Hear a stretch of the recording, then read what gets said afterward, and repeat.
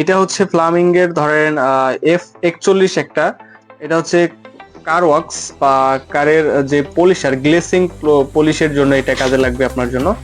আর এখানে ফ্লামিং এর হচ্ছে F43 একটা মডেল আছে, এটা হচ্ছে রাবিং কম্পাউন্ড। এইটা হচ্ছে আপনার যে কাটিং এর জন্য প্রয়োজনে হবে, অর্থাৎ কাটিং বলতে দেখা যায় যে অনেক সময় আপনার হেডলাইট বা যে কোনো কিছু ঘষাঘষির জন্য আপনার এটা কাজে লাগবে।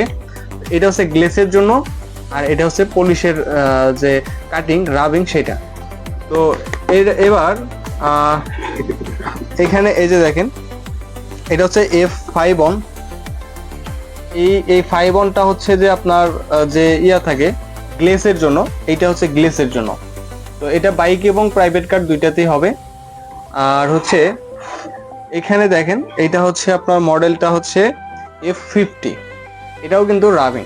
তো এই পলিশার গুলা ছোট বড় বিভিন্ন টাইপের আমাদের কাছে আছে। আবার হচ্ছে এখানে দেখেন, এই যে আমি আর একটা প্রোডাক্ট দেখাই, এটা হচ্ছে এই যে যারা পলিশ করেন তাদের কিন্তু এই কাঠটা বেশি নষ্ট হয়, এটা আমাদের কাছে আছে। আর এই যে দেখেন, এগুলো হচ্ছে পলিশের, আপনার হচ্ছে গ্লেসের জন্য লাগে। আবার হচ্ছে যে দেখা যায় যে আপনার যে কাটিং এর জন্য কিন্তু লাগে।